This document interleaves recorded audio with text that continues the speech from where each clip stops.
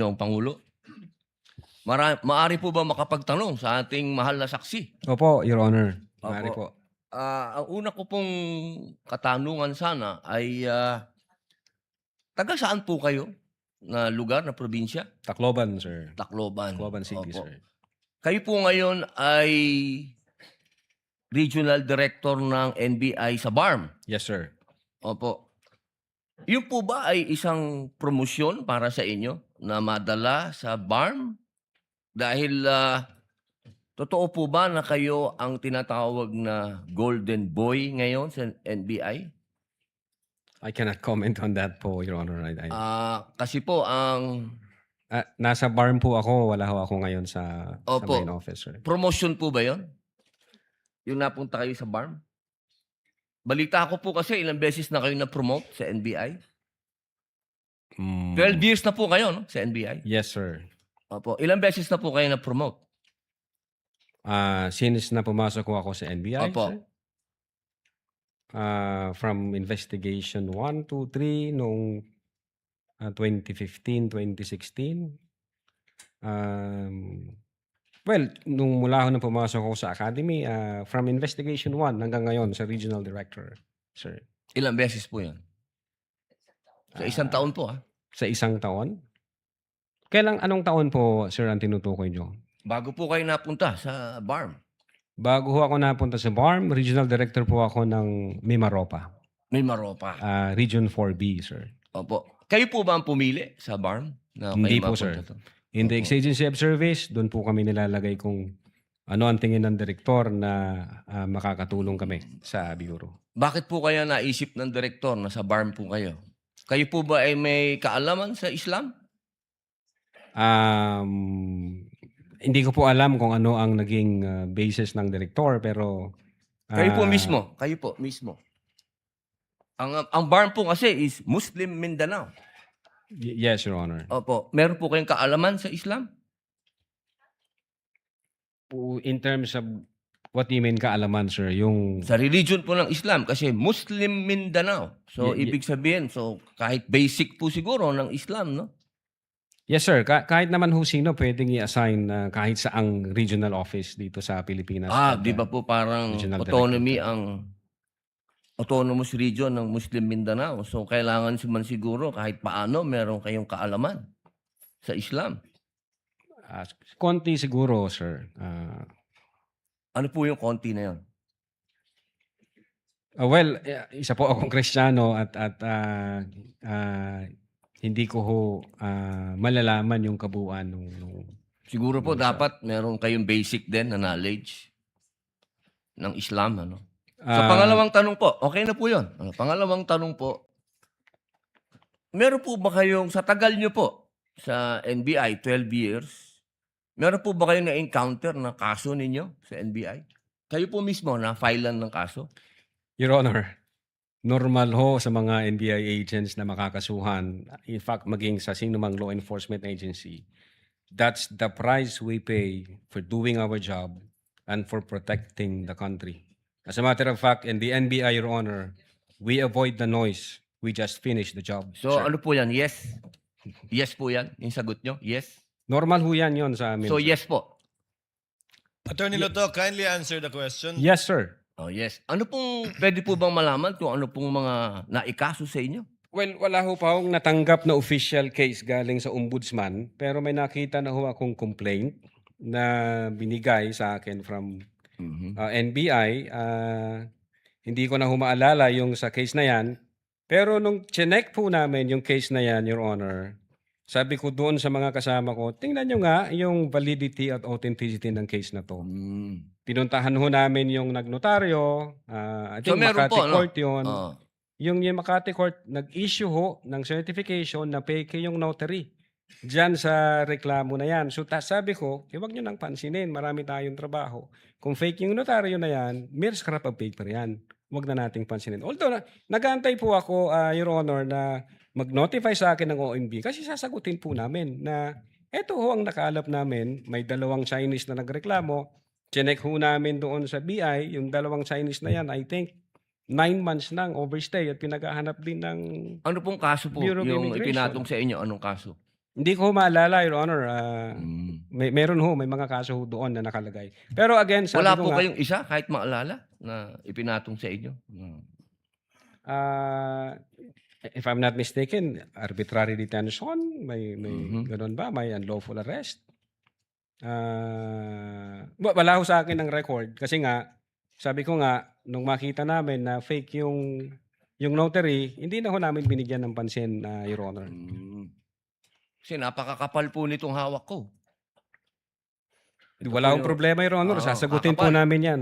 Opo. Sasagutin ko Hindi po niyo yan. pa po nasagot magmula noong February 29 Kasi wala pa hong official notice galing sa kung anong ahensya. na nakarating po sa inyo. Wala pa. Wala pa ho. Ang nakuha ko lang, yung kopya niyan, siguro may nagpadala sa akin. Sabi ko, teka muna, wala akong official na nare-receive from OMB. So, nung chinek ho namin, kung nag-i-exist ba yung kaso, fake yung notary, hindi na namin So, ibig niyo binigyan ng pong pansin. sabihin hanggang ngayon, hindi kayo sigurado kung nag-i-exist to. Dapat may notice na ako from Ombudsman. Di ba sir. po dapat ang reaction ng isang tao kapag may kaso, harapin? Precisely, Kasi Your Honor. Hinihintay ko nga po yung notice from Ombudsman. Pag meron na hong notice Wala ang po kayong Ombudsman, notice hanggang ngayon? Sa wala pa ombudsman? po, Your Honor. Yun nga ang inaantay ko kasi sasagutin namin kasi meron po kaming certification na fake yung notary. Inaantay ko po, Your Honor. Mas maganda po, maharap nyo kagad. Definitely, hindi ko lalong-lalo namin na po- tatakbuhan yan, sir. Kasi napakahalaga po ngayon nito. Yes, sir. Oo, ito po ay ang pinag-uusapan natin dito ay napakahalaga. Yes, sir. Opo, at ito pong mga kasong ipinatong sa inyo, perjury, robbery, extortion, theft, mainam po ito As I've said, Your Honor, in the NBI, we avoid the noise. We just finish the job, sir. Opo. Meron po akong tanong, pangatlo. Opo. Kanina po na ang ganda nung talakayan nyo tungkol sa Romanov. Yes, sir. Opo. Alam niyo po ba yung istorya ng Romanov? At ang gaganda po ng mga sagutan ninyo, alam niyo po ba yung historical background ng Romanov? Ang alam ko lang po dyan, Your Honor, yun yung nangyari sa, I think, Tsar, kung hindi ako nagkakamali sa Russia. Sa Russia. Opo, Opo. Sino po ba yung nakakalaban ng Tsar? Again, hindi ko po maalala, hindi ko po nakita yung buong... Yun. Kasi napakahalaga po malaman ng taong bayan kung sino po ang tinatawag natin na Romanov. At Yes, sino yung nakalaban nila. Kasi po, katabi ko, ang isa sa Marcos family. Yes, sir. Alam naman po natin lahat, batid natin lahat, na si Apo Lakay, Ferdinand Marcos Sr., ang number 1 na lumaban sa komunista dito sa Pilipinas.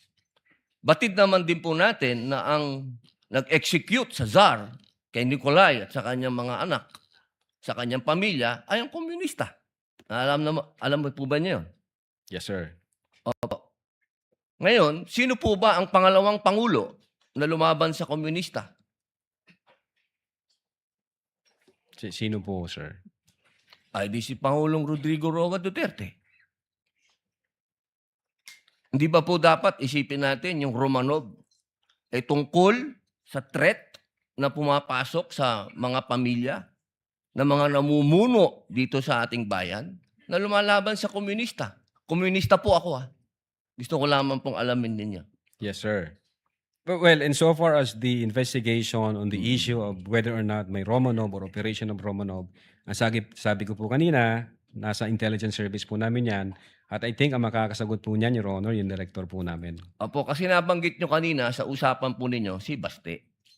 Yun Na po yung... sinasabi nyo po kasi kanina sa usapan po ninyo, sa napakagandang usapan, na yung Romanov, hindi na ipapaliwanag kasi kung ano ba yung ugat nun. Napakahalaga po na alam natin yung ugat. Si Presidente Marcos Sr. ang lumaban sa komunista, kaya nagkaroon ng threat noong 1986. Yes, sir. Ngayon, sinasabi ni Baste na nagkakaroon ng threat sa kanila pamilya sapagkat alam naman nating lahat na ang nagpatuloy ng paglaban sa komunista pagkatapos ni Pangulong Rodrigo Roa Duterte ay si Inday Sara Duterte, ang ating Vice President. Sumasang-ayon po ba kayo doon? Wala po akong personal knowledge, sir. Ay, bakit po kayo walang personal knowledge? Eh, yun po ang sumunod na assignment ng ating Vice Presidente pagkaupo niya. Siya po ang nag-take over ng NTFL CAC. Hindi po alam ng NBI yun. Well, nag-NTFL kak siya, pero yung factual circumstances doon, Factual, wala pa po akong wala po kayong... Pero alam niyo po, sagutin na lang po ninyo na siya ang nag-take over ng NTFL CAC. yes, Your Honor. Opo. Isa na lang po, ginoong tagapamahalang hukom. Sabi niyo po kanina, ulitin ko lang po, gusto ko lang pong malaman uli. Inamin niyo po na wala kayong personal knowledge tungkol dun sa threat ng Pangulo. Ng pangalaw, sabi niyo po kanina, wala kayong personal knowledge na kumuha na ng assassin o papatay sa Pangulo, ang pangalawang Pangulo. Narinig ko po kanina. During that time, Yes or no lang po. during that time, ongoing ho ang validation namin, So, sir. ibig niyo pong sabihin ngayon, meron na kayong personal knowledge na meron na kayong... Hindi po, ongoing po ang validation. At sabi ko nga po, ang makakasagot po niyan, yung intelligence service namin at ang director po namin, sir. So hanggang ngayon po, wala pa kayong personal knowledge. In so far as the cybercrime division is concerned back then, Hindi po, ongoing ngayon ho po. yung Yes or no po? validation. Ngayon po, sir. Mahal naming saksi. Ngayon po. Kung ako tatanungin, wala pa po akong idea, pero baka meron ang intelligence service o ang director po namin. Attorney Loto, kindly answer the question directly. It's answerable by yes or no. And I think Yes, sir. you know the answer. Opo. Well, ako personally, wala pa po, sir. Okay. Yun lang po. Maraming salamat po, Thank mahal you. na saksi. Thank you, sir. Thank you, Senator Judge Padilla. Chair declares a 15-minute recess.